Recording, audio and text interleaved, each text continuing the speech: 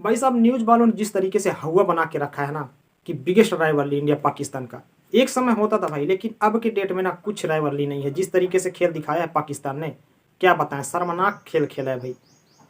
ऐसा लग रहा है इनकी राइवलरी तो अब भाई जिम्बाब्वे, आयरलैंड इन लोगों से करवाओ, नीदरलैंड इन लोगों से बढ़िया होता है इनकी राइवलरी। इस समय इंडिया के साथ कोई मैचअप नहीं है इन लोगों को। जिस तरीके से खेले हैं ना, 114 रन पर ऑल आउट हो गए हैं।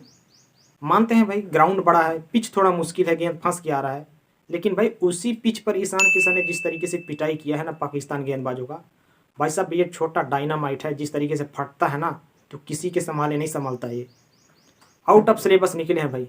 पूरी तैयारी करके आए थे पाकिस्तान वाले अभिषेक शर्मा के लिए भाई साहब, लेकिन आउट ऑफ सिलेबस निकल गया। कौन? ईशान किशन।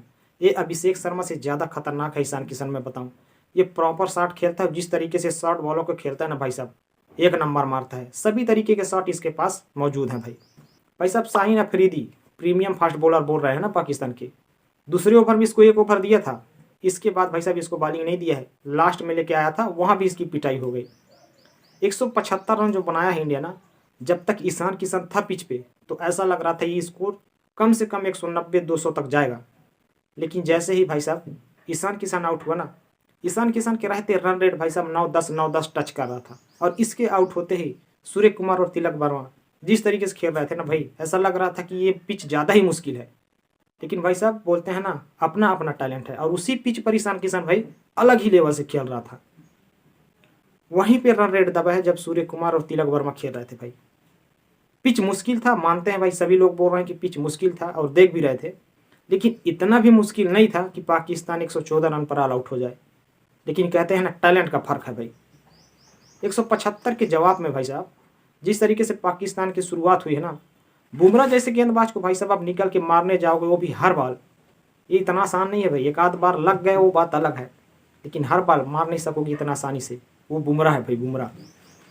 तो वहीं 3 विकेट गिर गया था पावर प्ले में भाई साहब। जहां पाकिस्तान ने स्टार्टिंग में स्पिन से शुरुआत किया था, वहीं हमारे भाई साहब तेज गेंदबाज 3 विकेट निकाल ले गए, हार्दिक और बुमराह। तो मैच वहीं भी पलट दिया था। इसके बाद हमारे क्वालिटी स्पिनर आ गए भाई, वरुण चक्रवर्ती और कुलदीप अक्सर।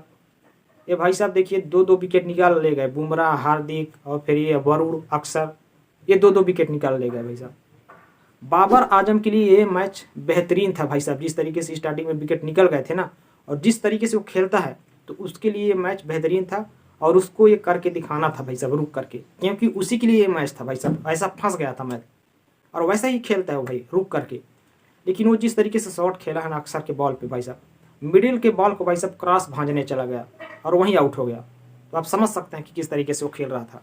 114 रन पे ऑल आउट हो जाना भाई शर्मनाक हार है। जिस तरीके से पाकिस्तान के फैंस भाई साहब वहाँ से नाराज होके गए हैं ना, कम से कम एटलीस्ट लड़ाई तो करना चाहिए था ना। अब इंडिया पाकिस्तान के मैच में वो मज़ा नहीं आता है भाई। पहले का दौर कुछ अलग था, पहले मैच का भाई साहब मज़ा ही कुछ और होता था, जिस तरीके से लड़ाई होती थी ना। अब भाई साहब मैच में कुछ मज़ा ही नहीं रहा, जिस तरीके से एक तरफा जीतते आ रहे हैं भाई कई सालों से इंडिया। तो राइवलरी तो अब तो कुछ दिखा ही नहीं। सूर्या ने पहले ही बोल दिया था राइवलरी कुछ है ही नहीं। जिस तरीके से 7-1 का रिकॉर्ड है, अब 8-1 हो गया, तो राइवलरी अब कुछ है ही नहीं इंडिया पाकिस्तान के मैच में भाई। जो भाई साहब बैट्समैन हैं उनके, वो तो प्रॉपर गेंदबाज बन गए। सैम अयूब भाई 3 विकेट निकाल ले गया। अब बताइए, उनके जो प्रॉपर गेंदबाज हैं उनको विकेट नहीं मिल रहा था, सैम अयूब इतनी अच्छी गेंदबाजी कर गए, 3 विकेट निकाल ले गए। बाकी बॉलरों को भाई साहब विकेट ही नहीं मिल रहा था। और बैटिंग में सैम अयूब भाई साहब देखो किस तरीके से खेल रहे हैं। तो ऐसे लग रहा है भाई इनके जो बॉलर हैं वो बैट्समैन बन गए हैं, और जो बैट्समैन हैं वो बॉलर बन गए हैं। तो ऐसे तो इन लोगों का चल रहा है। तो ऐसे में मैच कैसे जीतोगे? इनका एक मैच और बचा है नामीबिया के खिलाफ। अब नामीबिया के खिलाफ इनको जीतना बहुत ही ज़रूरी है, वरना भाई साहब ये सुपर 8 से बाहर हो सकते हैं। यदि कुछ उलटफेर हो गया ना, तो सुपर 8 से बाहर हो सकते हैं भाई। इंडिया क्वालिफाई कर गया सुपर 8 के लिए भाई। 3 मुकाबलों में 3 जीत के साथ भाई साहब ये सुपर 8 के लिए क्वालिफाई कर गए हैं।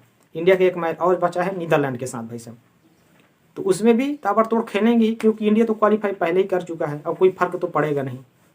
अब देखते हैं मेन मुकाबला होगा जो पाकिस्तान का ना नामीबिया के खिलाफ, क्योंकि इनको जीतना बहुत ही ज़रूरी है भाई। और जिस तरीके से खेल रहे हैं ना, नीदरलैंड के खिलाफ फंस गए थे, तो कुछ भी हो सकता है।